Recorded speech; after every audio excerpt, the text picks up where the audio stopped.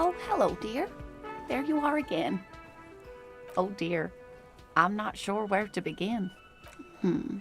Well, his expression is slightly grumpy, but his eyes are always bright and curious, like a small boy's. And his palms are quite coarse from all the field work, but he's quite gentle. You can't go around Revachol feeling grown men's hands. If you want to find her husband, you'll need more concrete information. Oh, well, he's a bit shorter than you, but with a larger frame, and he has longish white hair, usually a bit uncombed. You might say wild, even. The lieutenant pulls out his notebook and begins jotting down the woman's description. One other thing, he'll likely have all kinds of field gear on him, even if he's not out in the reeds, just in case. We'll be celebrating our 16th anniversary this autumn. Not the most numerically satisfying anniversary, but I like the less obvious milestones even more somehow. Via dating agency, I'm ashamed to say. I was looking to get back into the scene after recovering from my accident, and he'd just divorced. We hit it off, and, well, here we are. She's skipping over some important parts. Perhaps you'll find out more later. I hope I've been useful. Of course, dear. Is there a particular cryptid that you're interested in learning about? Hey, you promised you'd only ask about one cryptid. The lieutenant pauses, thoughtfully. Fuck it. Let's have more cryptids. Well, the cryptid on your pen is the kind green ape, half war story, half undiscovered species in the genus Homo. Yes, it was reported by soldiers in South Safra during the war. The kind green ape would visit bunkers during the night, healing wounded soldiers with its saliva. Yes, it has amazing healing qualities. Some soldiers reported growing back limbs, regaining their sight. Indeed, there is. It's our closest relative among the cryptids. Same taxonomic family, different genus. Which is to say, the kind green ape is a species with which we share a common ancestor, and that evolved parallel to our own. Just like your partners.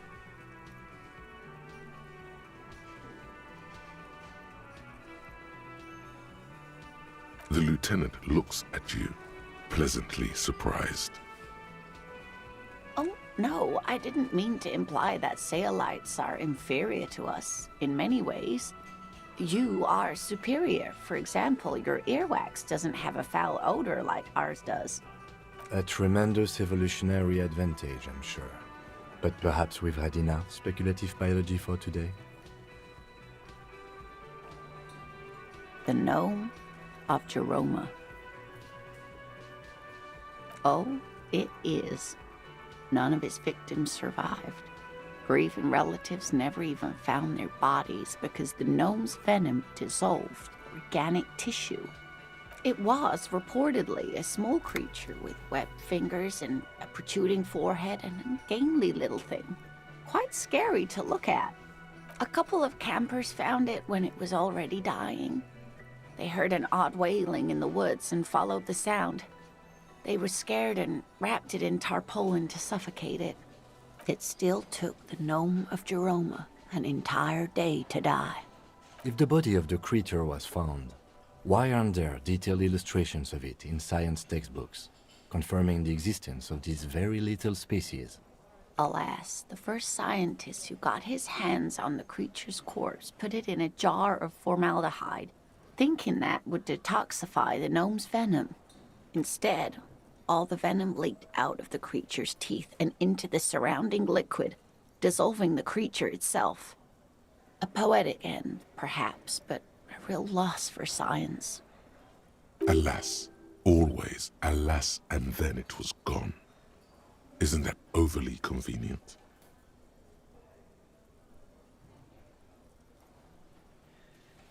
I understand your skepticism, but that's what happens with things that are rare and stand out. Their disappearance is most memorable, and they are least likely to be found again. That would be the giant of Kokonur. The giant lives in the most arid parts of the vast Kokonur Desert in South Samara, casting a strange light across the barren wastes. A mirage or a psychogenous luminance. No one knows for sure. It is like an awful mountain appearing from below the horizon and expanding to cover almost a third of your field of vision. The towering luminosity of Kokonur is a bad omen in local folklore. Some say it's a fata morgana, others, fate unimaginable. Hui. No animal can be that large. It's a mirage. That's what makes it so peculiar.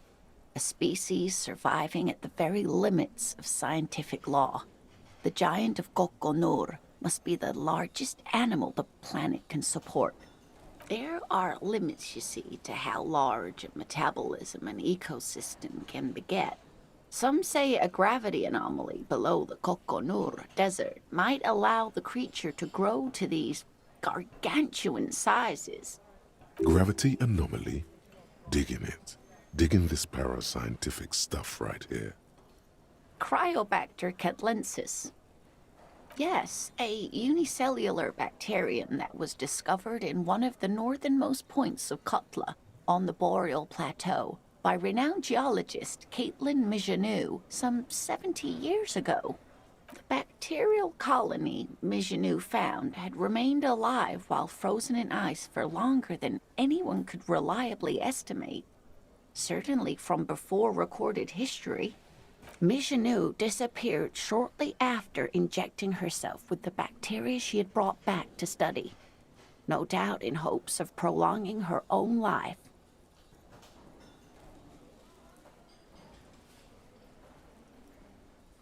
Yes, the bacteria had survived in the ice since times immemorial.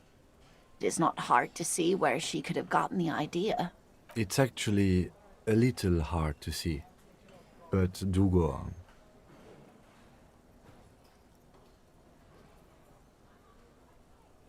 Yes, and she's quite mad, too. After she treated herself with the bacteria, she stopped aging, but also became increasingly eccentric and irascible, so that even her oldest friends were forced to pull away. We can assume that she has been living somewhere in the wilderness for decades now. All alone except yes, a bacterial. Mijanou disappeared shortly after injecting herself with the bacteria she had brought. Wild, yes.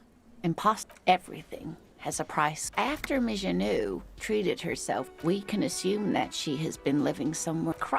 Yes, a bacteria. Mijanou disappeared shortly after injecting herself with the bacteria she had brought back to study. No doubt in hopes of prolonging her own life.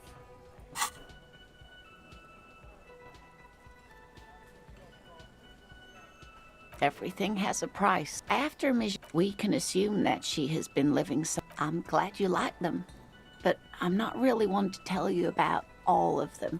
You should ask my husband if you get the chance. He's the real expert.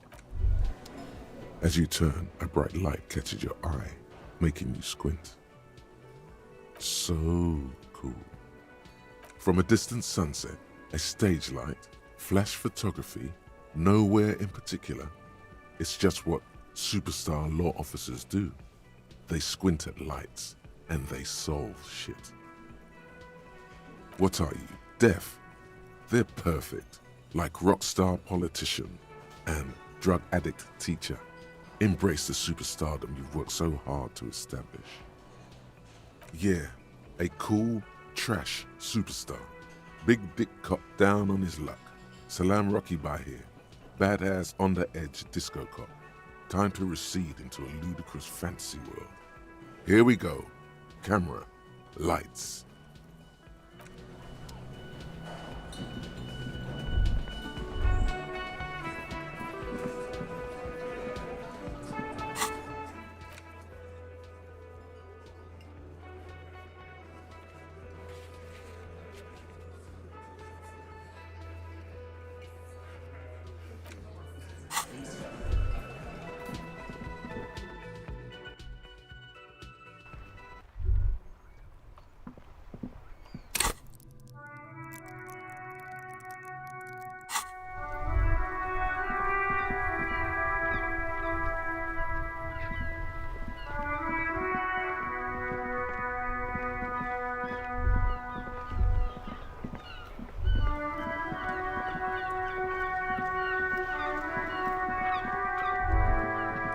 There. Working class drunk. You know what this means, right? Cracked it. All in a good day's work. What do you mean, what did I crack? Look at how working class that drunk is. No. Stop goofing around, recruit. Yes, and you found him. Now go and tell the working class woman. Protect and serve, recruit. Didn't she repeatedly tell you her husband isn't missing though? There's no need for champagne when there's honor, recruit. Go and tell the working class woman what you found, right now.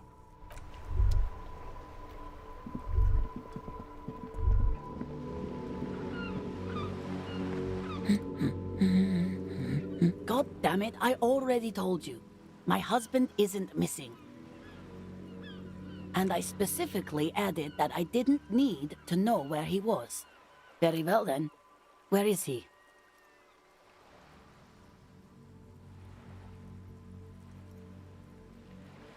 Excuse me? I don't follow. Right, 'cause working class women come with alcoholic husbands. You know what? Remember, about that what.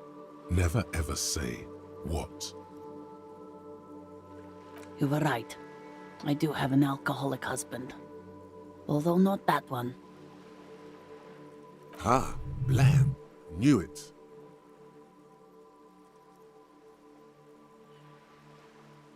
No, he's not. Or maybe he is, I don't know.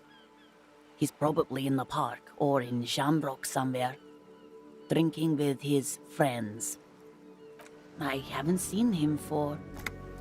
Well, to hell with him.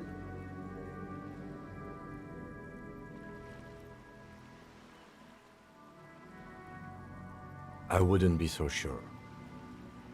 Man, just to be completely clear, do you want to report it to the police? Report what? He's just out drinking with his friends. I'm sure the police has better things to do than to chase down local goofballs. She sighs, but you can detect a slight hint of gratitude and relief from her face. All right, go ahead. Do you have any questions? Honestly, not that different from you.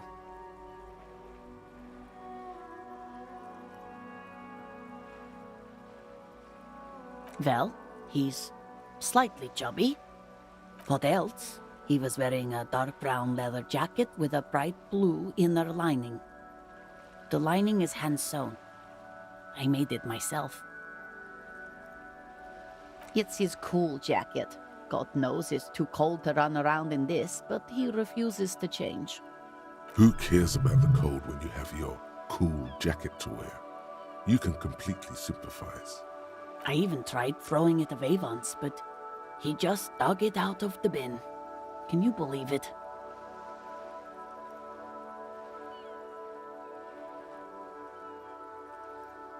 Well, what can you do? I hope that at least that extra lining helps him keep warm at night. I wouldn't like him to catch cold. Yesterday morning, he went to the library. He went to retrieve my book and he promised he'd walk straight back home. Because we talked about this. We talked about not wandering off again. I don't know what to do. I honestly don't know what to do with his addiction. Just makes me feel weak. Gone for around 36 hours then.